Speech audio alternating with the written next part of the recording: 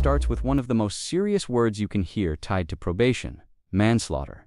The defendant, Brianna Renee Mitchell, was already given a second chance through community supervision after a deadly case. But now, she's back in court facing multiple violations that could erase that opportunity completely. And once the judge starts asking those direct yes or no questions, you know the stakes are real. What makes this case even more intense is how quickly it escalates. New allegations include drug possession, giving false information, and evading arrest, all while already under court supervision. That is exactly the kind of pattern judges look at when deciding whether someone deserves leniency or prison. But there's another twist coming that many people miss. The defense is about to argue for years of jail credit tied to federal custody time, and that could dramatically affect how much time she actually serves. Then, just when the sentencing seems finished, the judge notices something major buried in the paperwork, an issue involving a deadly weapon finding that can change life after prison in a huge way. Watch closely, because this hearing becomes more than just sentencing. It turns into a lesson about second chances, accountability, and how every decision after conviction matters. And wait until you hear the judge's final words about parenting and humility, because that message hits harder than the sentence itself. Are you the same Brianna Renee Mitchell who was placed on community supervision in 2020 CR 4098A for the offense of manslaughter? All right. Did you understand by pleading true to violations 1, 1, and 1, the court could find it true, grant the motion, and sentence you up to 10 years in prison and up to a $1,500 fine? Did you understand? Yes, ma'am. Knowing that, do you still wish to plead true to violations 1, 1, and 1? Yes. You're going to have to humble yourself. Right. Court is going to call 2020 CR 4098A, State of Texas versus Brianna Renee Mitchell. Can I have parties announced for the record for the state? Brittany Sparks. Defense. The attorney record, Monica Guerrero. I'm covering for Ms. Guerrero. Joseph Stateson. Ms. Mitchell, would you give this judge permission for me to do the plea in case of Monica Guerrero? That's right. All right. I'm going to need you to speak up, okay? Yes. All right. Are you Brianna Mitchell? Yes, ma'am. All right. I'm showing you what's entitled Motion to Revoke Community Supervision. Did you review that with your attorney? Did you understand it? Yes. Are you the same Brianna Renee Mitchell who was placed on community supervision in 2020 CR 4098A for the offense of manslaughter on December 10th, 2021 for a term of 10 years? Is that you? Yes. All right, state. Yes, Judge. Violated condition number 1 on or about the 8th day of September 2022 in Bexar County, Texas. The defendant, Brianna Renee Mitchell, committed the offense of possession of controlled substance, penalty group 1, in violation of condition number 1. How do you plead to that? True or not true? True.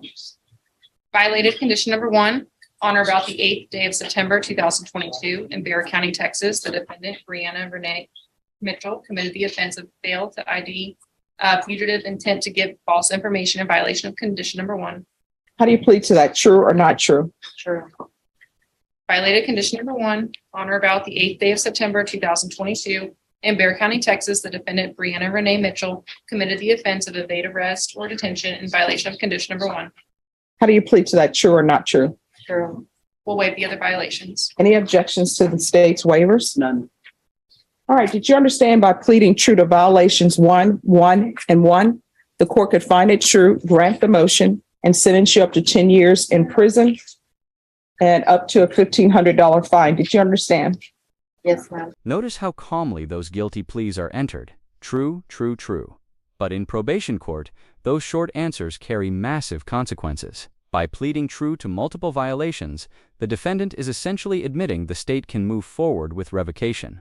At that point, the courtroom focus shifts from proving misconduct to deciding punishment. And look at the range here, up to 10 years in prison. That's why judges carefully ask if the defendant understands the risks before accepting those pleas. It protects the record and confirms the decision is voluntary. The bigger question for viewers is this: if someone receives probation for a manslaughter case and then picks up new charges, should the court prioritize rehabilitation or public safety? Let me know in the comments, because that balance is exactly what this hearing is about. Knowing that, do you still wish to plead true to violations 1, 1, and 1? Yes. The court will find 1, 1, and 1 true. Is there an agreement? Yes, Judge, we're asking that you grant the motion, revoke her probation, and sentence her to 10 years in TDC. In addition, Judge will be taking into consideration cause numbers 2022 CR 10345B, County Court cause number 692652, County Court cause number 692653. Is that the agreement, defense? It is, Your Honor, and I believe I may have made a clerical typo on the certificate of appeal. I may have put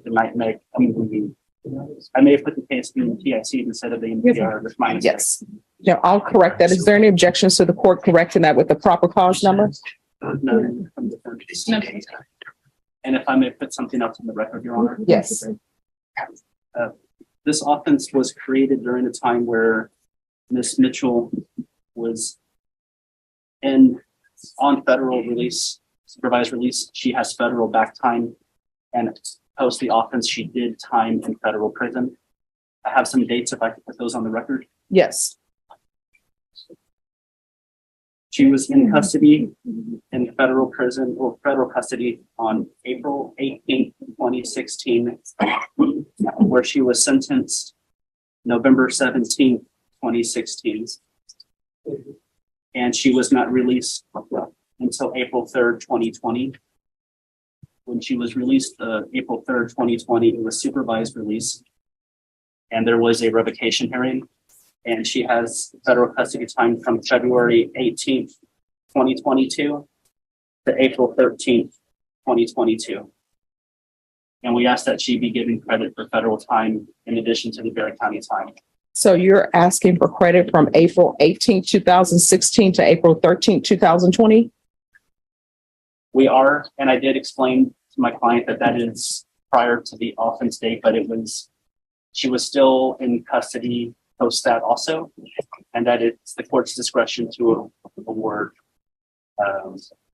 time. So with regards to the dates from April 18th, 2016 to April 13th, 2020, was this case open on a motion to revoke or no? I don't believe it was on a motion to revoke. All right. Was this case pending? I have to, Right. I can So- check one moment, Your Honor. Okay. So that's what I want to know about that. But with regards to the February 18th to 2020, February 18th, 2022 to April 13th, 2022, this was pending, correct? Now, this is where the defense gets strategic. They're fighting for jail credit based on prior federal custody time. That may sound technical, but it can mean the difference between years served or years reduced.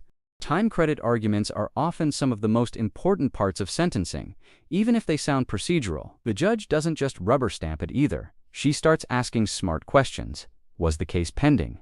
Was there a motion to revoke? Was the defendant in custody for this case or another matter? Those details matter because credit usually depends on legal connection to the case being sentenced. This is a reminder that experienced judges look past emotion and focus on records, dates, and lawful calculations. Justice isn't only about punishment, it's also about accuracy. Yes. All right. So she will definitely receive credit for those dates. I just need to check on the April 18th date.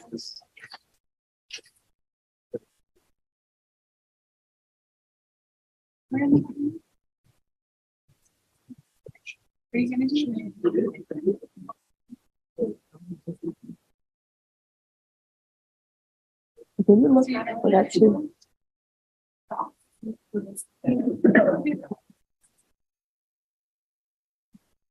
So that was the So when this case was on the system, what date was that again? January 12th.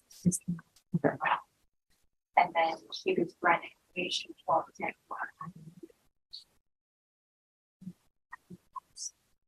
All right. Well, it appears, Ms. Sparks, Yes, Judge. on this case, I'm being informed by the clerk that this case was actually on the system January.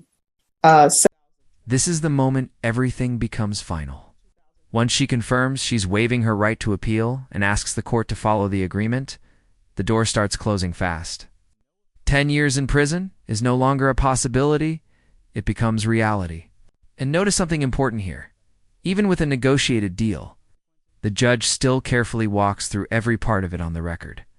That protects the process and prevents future claims of confusion.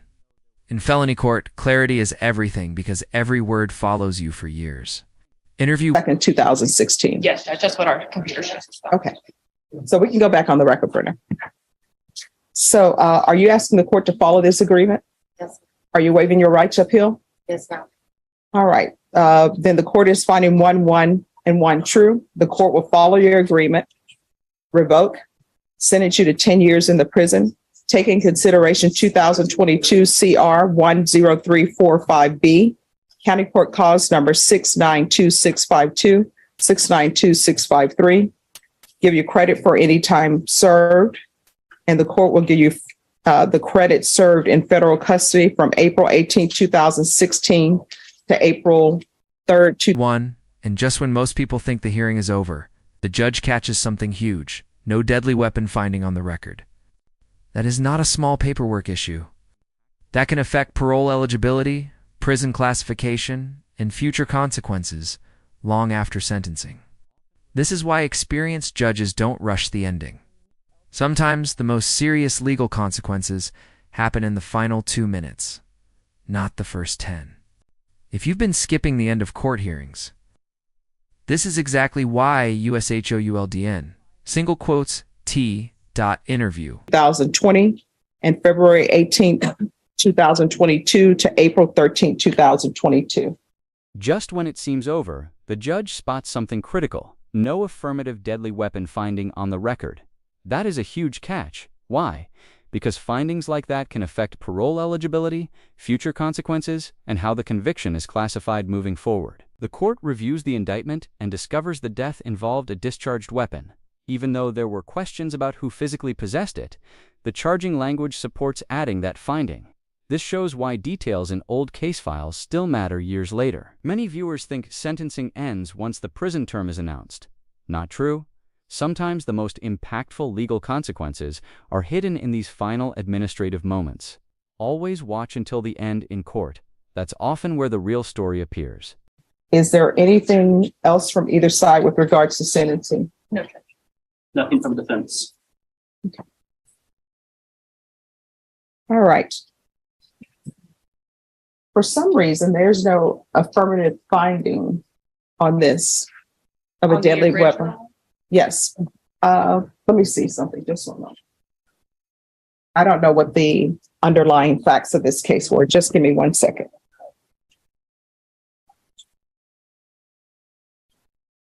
I'm assuming a weapon was involved, be it a vehicle or something else.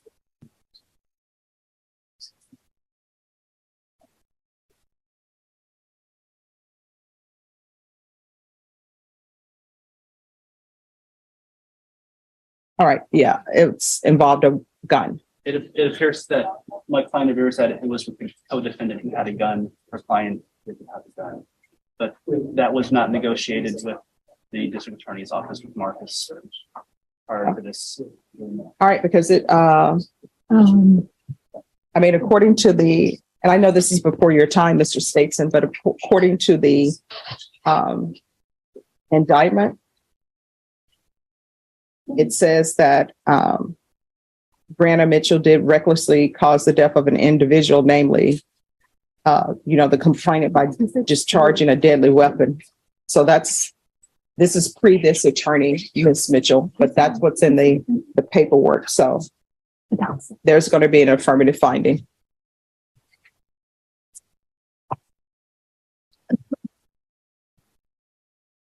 So there's an affirmative finding of a deadly weapon. I'm going to show you what's entitled Trial Court Certification of Defendant's Rights to Appeal. Did you review that with your attorney? Did you understand it? Yes, ma'am. All right, because this is a plea bargain agreement, because I followed your plea bargain agreement, because you waived your right to appeal, you do not have the court's permission to appeal. Do you understand? Yes, ma'am. Because this is a felony conviction, you're not allowed to own or possess any One, and weapons or honestly, ammunition. the If judge's you have a final question words may over be what a stronger weapon than or the prison ammunition sentence is, you'll need itself. to speak She to an shifts attorney. from Do you law to understand? life, talking about parenting, humility, and what happens after prison. That advice hits because it's real. Re-entry isn't just about release dates. It's about rebuilding trust with children, family, and the people who carried the burden while you were gone. "You're going to have to humble yourself" might be the most important sentence said in this entire hearing. What do you think was that the most powerful part of the case? All right, good luck. We can go off the record. I saw in this case where parenting classes were ordered for you. So here's the thing. Someone else is taking care of your children or your child. When you are released from prison, and at some point you will be, do not go up to the house acting as though, here I am, let me put my rules in place and disregard whatever rules have been set for your children. You understand? You're going to have to humble yourself. All right, good luck to you.